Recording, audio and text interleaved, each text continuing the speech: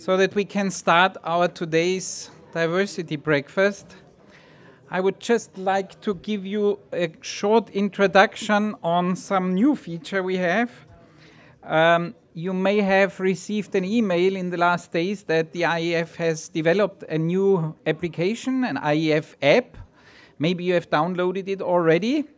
This is something which we have developed in order to allow the audience to engage more actively in our discussions at the spring meeting, but also at global conferences or the IEC. It is a simple interactive platform as well that allows you to submit questions or to rate questions or also to answer to polls. And we want to start using this app actually today for the first time with you, and therefore I just wanted to give you some introduction how to do that. So first of all, you have Wi-Fi here everywhere, so please connect your smartphones to the Wi-Fi and then open the App Store or Google Store to download the app. You will find also these papers everywhere in the convention center here that help you to download the app. And when you have done that, then please join the event spring meeting and go to ask a question. So if you are in the IAF spring meetings menu, you choose in the menu ask a question, and the event code is IDEA for the whole day. So we will have the breakfast, the lunch, and the afterward gathering, and it will always be IDEA.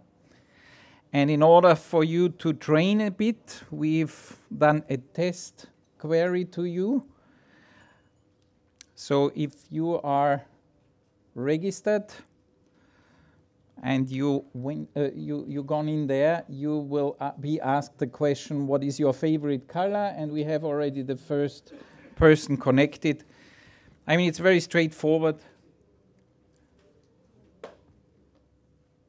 And you will be getting information, and you will be getting instructions later on how we are going to use that. But with this, I would like to close my introduction to the IAF app, and I would like to ask the president of the International Astronautical Federation, Dr. Jean-Yves Le Gall, to come on stage and give his welcome remarks.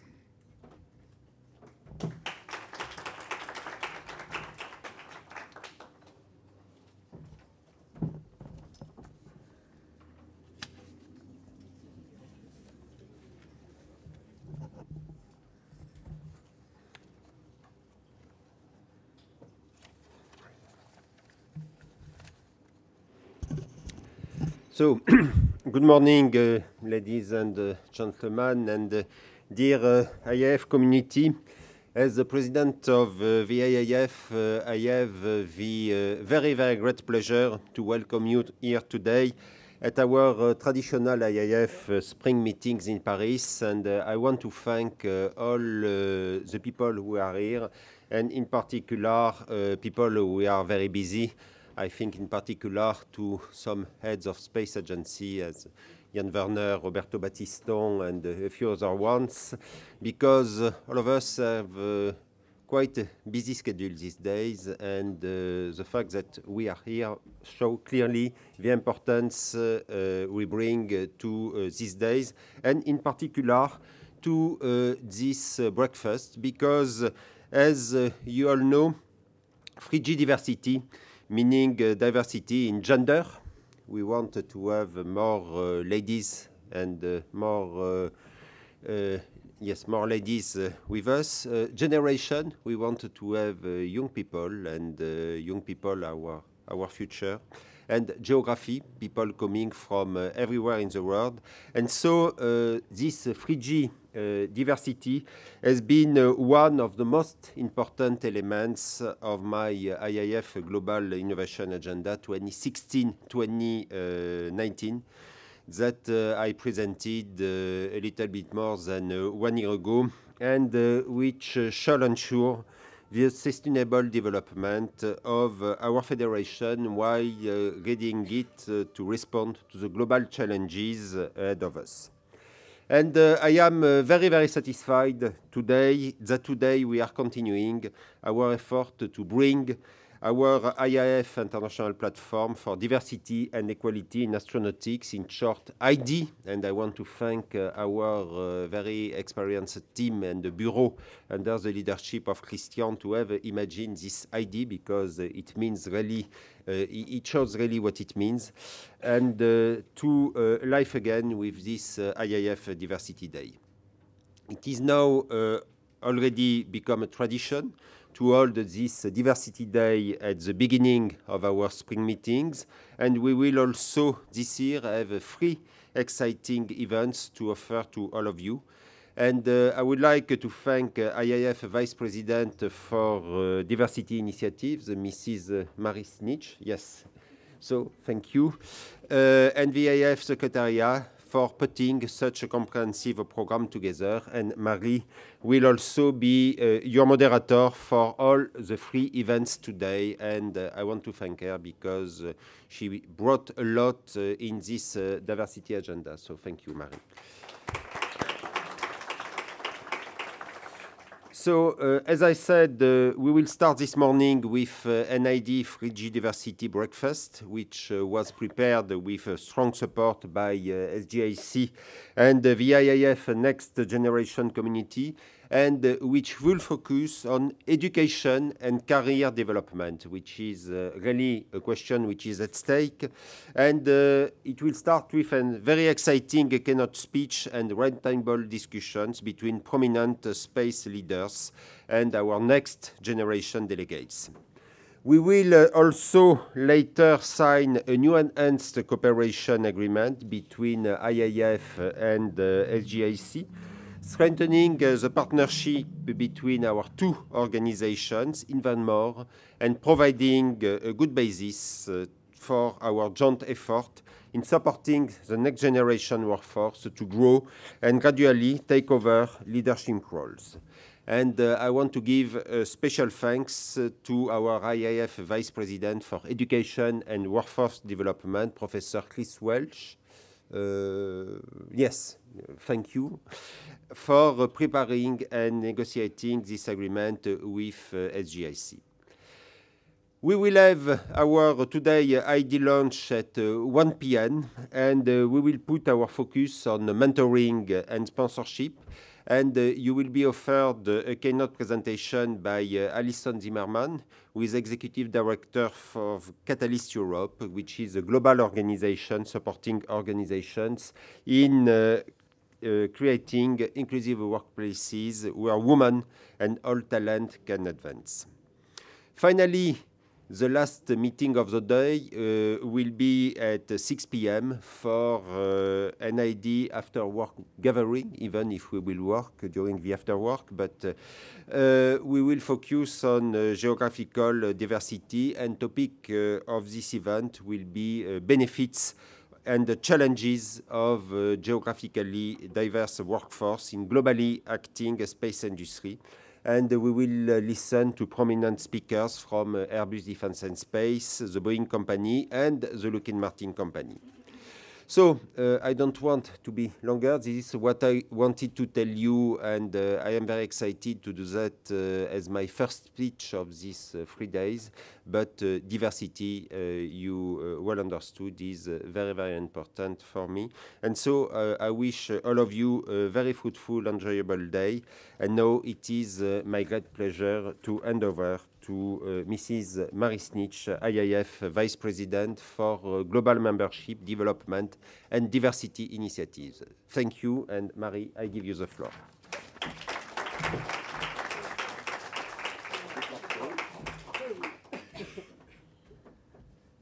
Stepping up to high places.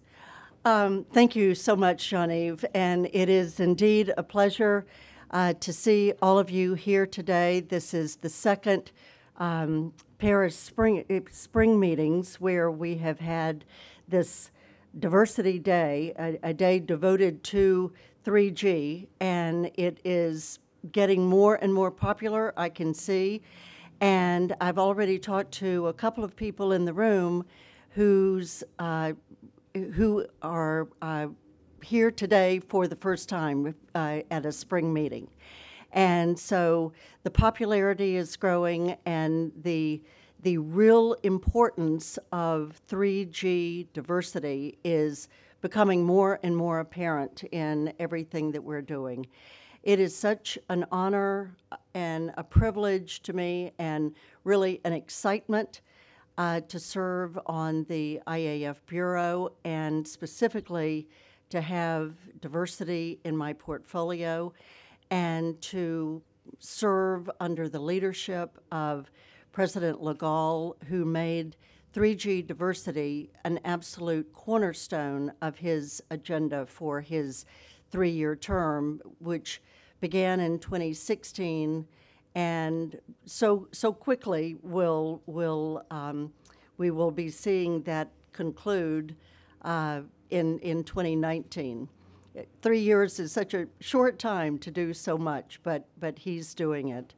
I'm going to be introducing our keynote speaker in just a moment, and then at the conclusion of the keynote, as you have seen in your agenda, in your notes, we're going to have a series of roundtable discussions which are already set up, and answering some specific questions associated with the challenges, the benefits, if you will, of incorporating diversity into our workforces, into our own careers. And at the conclusion of the keynote, I'll get back up and explain a little bit more about that. I do want to add my thanks to the IAF Secretariat, who, in their untiring, unwavering work on, specifically in my view, in the diversity area, they have worked so hard to put together what is going to be another extremely successful Diversity Day. So I would like to introduce Mr. Douglas Nakashima. He is the Acting Director of the Division of Science Policy and Capacity Building within the Natural Sciences sector of UNESCO. And I asked Mr. Nakashima if he's going to be using slides. He's not. And I said, oh, wonderful, you're going to be talking about diversity and speaking from the heart. And he said, I'm actually going to be speaking from my notes, but I will also speak from my heart. So, Mr. Nakashima, where are you? Thank you. Thank you. Thank you.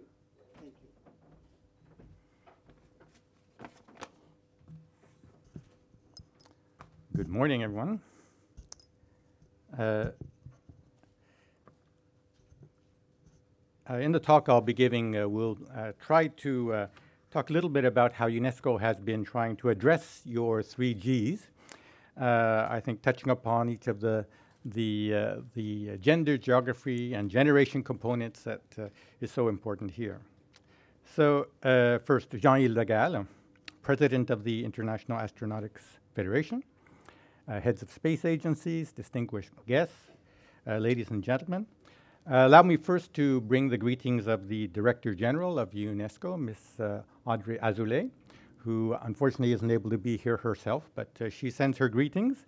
And it's on her behalf that I have the pleasure and the honor to address you on this day, to the International Platform for Diversity and Equality in Astronautics, your 3G Diversity Day. The topics being discussed today are essential to ensure the attraction and retention of youth, especially young women, to the science, technology, engineering, and mathematics, STEM, professions, especially astronautics, and to explore ways in which the astronautic community, education, and labor sectors can work and engage together to achieve this goal. Engineering is a major driver for social, economic, and human development. It is also a key factor in innovation and is vital in addressing the Sustainable Development Goals and the many challenges that we are facing today. It is also a large part of the aeronautics and astronautics sector, and is a complex and increasingly diverse area of expertise that faces its own specific issues and challenges. However, women are consistently underrepresented in engineering, as traditionally it has been viewed as a male domain. But the world needs science, and science needs women. This is the motto of our UNESCO L'Oréal for Women in Science program, which underlines the need for bright, young female scientists and engineers around the world. The reason we emphasize young women is because they are a relatively untapped resource. Half the world's population who could definitely excel in a male-dominated field. There is great potential in terms of brilliant, enthusiastic young women who would make excellent future leaders in science, engineering, and technology. Through our extensive network of women scientists and partner organizations that are actively promoting STEM among women and girls, UNESCO places great value in female role models. Successful women engineers and scientists in general have the power to inspire new generations of girls to follow similar paths. They have faced all these challenges and difficulties throughout their careers, and can thus become enablers of talent for millions of girls worldwide through their example. The UNESCO L'Oréal laureates and fellows are these role models of successful women in their fields of science and engineering. Two of these laureates went on to win the Nobel Prize, and another became the president of her country. So they're inspiring and amazing role models.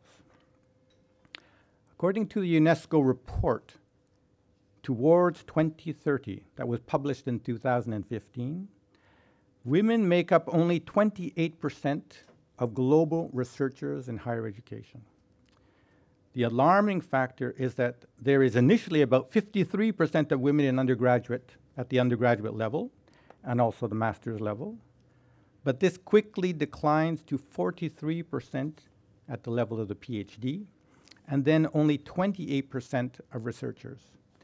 So this is the dreaded leaky pipeline syndrome, where all along through the process, women drop out of the process. And if we look at engineering, the figures are frighteningly lower. In the sciences, we find that most of the women graduates are in the life sciences, about 50%. However, in engineering, we are fortunate if a country has around 30% of women graduating in engineering. In Europe and North America, the percentage of female engineering graduates are generally low, at around 19%. However, the share of women graduating as engineers has risen in sub-Saharan Africa, the Arab states, and parts of Asia. There are some bright spots, for example, Brunei, Dar es Salaam, Cyprus, and Oman, having around 42, 50, and 53% of female engineering graduates, respectively. So, how do we empower women in engineering? Firstly, we empower the young women with knowledge and information about engineering and science so they can make informed decisions when choosing their paths of study and career. Secondly, we should strive to make technology accessible to girls and young women. And thirdly, it is imperative that girls and young women have role models and mentors in technology fields, women engineers with whom girls can identify and relate to. It is wonderful to note a great role model in the aviation world who is a champion for young women in STEM, Ms. Shaista Wais, the first female civilian pilot from Afghanistan, who we had the pleasure to welcome at UNESCO for the International Women's Day that took place earlier this month. Mrs. Wais is a role model who has flown to 22 countries on 5 continents, making 30 stops to inspire over 3,000 young girls and boys to reach for the stars and dream big in STEM. In March 2017, UNESCO launched the 1 Million Girls in STEM campaign, with WOMENG. WOMENG is a social enterprise to promote women in engineering. The 1 Million Girls in STEM campaign is an initiative to get at least 1 million girls around the world, particularly in Africa and developing countries, involved in STEM activities. WOMENG has already reached out to 10,000 girls in STEM in Africa. In the next 10 years, having developed robust and scalable programs, WOMENG, together with UNESCO, is determined to achieve its target of reaching STEM education for 1 million girls throughout the world. According to the UNESCO engineering report, the one that was published in 2010, when young men and women are asked what an engineer looks like, their first impression is of an older man with a white hard hat who works on his own. To change the stereotype, there is an activity called the Think Pink Hard Hat Challenge that has been launched, a key feature of which is to convince young women from around the world that engineers are also women, and engineering is fun, exciting, hands-on, and involves working together in a team so that we can come up with sustainable, innovative solutions for future challenges. In 2017 alone, UNESCO and Women carried out the Pink Hard Hat Challenge program in 13 countries, and many more are planned in 2018. To stimulate interest in engineering among youth, UNESCO partnered with Airbus since 2011 on the Fly Your Ideas competition. UNESCO granted patronage to Fly Your Ideas in 2012 and became official partners since 2015. This exciting competition challenges students across the globe to develop new and innovative ideas for a more sustainable aviation industry. Since the launch in 2008, this challenge drew more than 15,000 students, representing over 600 universities and some 100 countries. Effective STI policies need to be evidence-based to allow for the design of policies adequately addressing the gender imbalance in the science, technology, engineering, and mathematics domain. Considering this, there is an urgent need to define and collect better policy-relevant indicators on all aspects of women in STEM to address current and emerging issues in the future. To bridge these gaps, information and lack of tools, UNESCO launched the STEM and Gender Advancement Project, the so-called SGAC project. It's a global project supported by the government of Sweden through their Swedish International Development Cooperation Agency, SIDA. The SGAC project aims to contribute to improving the situation of women and reducing the gender gap in science, technology, engineering, and mathematics at all levels of education and research. To achieve these objectives, it collects, measures, and assesses sex disaggregated data and supports the design and implementation of science, technology, and innovation policy instruments that influence gender equality in STEM. UNESCO is piloting these tools in several countries around the world in order to support policymakers worldwide in setting up, implementing, monitoring, and evaluating gender equality policies in STI. Education and science are at the heart of UNESCO's work, and gender equality and attracting more women to STEM are priorities for the organization. As you can see, there are very strong synergies between UNESCO's goals and those of the IAAF. For this reason, we are most pleased to have this opportunity to contribute to IAF's 3G Diversity Day. Before closing, allow me to also introduce my colleague, Rovani Sigamone, who is responsible for UNESCO's work in engineering and who is running many of the initiatives that I mentioned before. She'll be participating in the roundtable discussion that follows next. So thank you very much.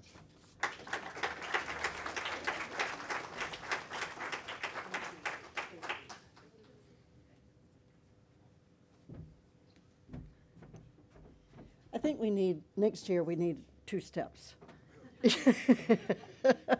Just a suggestion. Mr. Nakashima, thank you so much for your inspiring and very on-point remarks. A comment that I would like to make regarding this whole idea of particularly gender diversity and the gender gap and the very sometimes alarming statistics that we're all talking about. As I was flying over from the U.S. on Sunday and everyone was getting settled in their seats, the captain came on. We were on a 787 huge aircraft. The captain came on, and it was a female voice. And I heard comments around me, "Oh, it's a woman. We have a female captain today." And I would suggest that when we succeed, truly succeed at diversity, it won't be noticed that the captain of a 787 or some other very difficult, challenging position is a female or any other diversity that up until that point has been in a gap area. And so just a thought, you know, we might talk about that in our roundtable discussions. So I want us to now move to the next part of the program, the roundtable discussions, and it is our SGAC and also thanks to Chris Welch, our Workforce Development and Young Professional Program Committee, and of course Kevin Stubbe, who helped bring together our roundtable table captains for today. And I want to introduce all of those space leaders who were so willing and showed their willingness to serve on today's roundtables. So at table one, of course, we have our IAF president, Dr. Jean-Yves Le Gall, who is the president of CNES and also our president of the IAF. And he is joined with Alina Winters, the head of ESA's Director General's Cabinet. Then at table two, we have Professor Jan Werner, Director General of ESA, and also a colleague on the IAF Bureau. And then Rovini Sigimoni, who is the program specialist in the capacity building section of the natural sciences sector of UNESCO. She was also introduced by Mr. Nakashima. At table three, we have another Bureau colleague, Sergei Krikalev, Director of Human Spaceflight at Roscosmos, and he is joined with Chris Welch, also on the IAF Bureau, professor at ISU. And then at table four, I will join table four together with Roberto Battistone, the president of the Italian Space Agency and a former colleague on the IAF Bureau. So we're going to ask our table captains and all of the participants in each table, and then everyone else, we will ask that you participate through the IAF app that Christian has already explained. And we're going to be addressing a set of questions, all of us. Do I need to go through the questions? Or right there. And let's keep those up there so that we can refer to those. We're going to take about a half an hour to have our own deliberations at each of the tables, and then we'll have a report out. So I don't think there's anything else that I need to explain right now. So we'll get started with that, and then I'll come back up with others, and we'll get a report and conclude the morning at about 9:30, I think, 9 or 9:30. Thank you.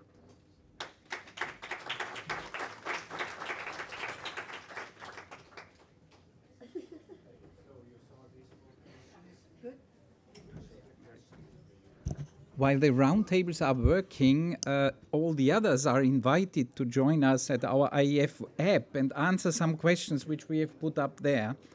I repeat, the event code is IDEA, so please do participate.